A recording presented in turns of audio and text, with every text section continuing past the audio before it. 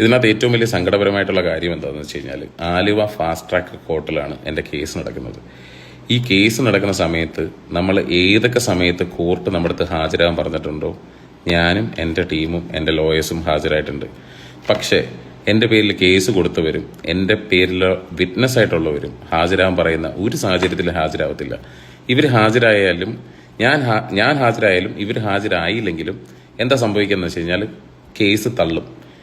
ചിലപ്പോൾ 1 മാസത്തേക്കായിരിക്കും, ചിലപ്പോൾ 3 മാസത്തേക്കായിരിക്കും കേസ് തള്ളുന്നത്. ഈ കേസ് തള്ളുന്ന സമയത്തും എൻ്റെ പേരിലുള്ള ലേബല് ഞാൻ അനുഭവിച്ചുകൊണ്ടിരിക്കണം.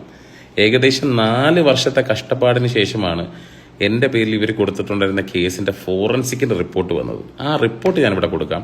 വിത്തൗട്ട് കണ്ടംപ്റ്റ് ഓഫ് കോർട്ട് അല്ലാതെ ഞാൻ കൊടുക്കാം ആ ഡീറ്റെയിൽസ്. കാരണം ഞാൻ not gonna show any case number or anything. പക്ഷേ ഈ പറയുന്ന ഫോറൻസിക് റിപ്പോർട്ട് ഞാനിവിടെ കൊടുക്കാം. ഇതിൻ്റെ മുകളിൽ ഇനി നമുക്ക് നടക്കാനുള്ളത് ട്രയൽ മാത്രമാണ്.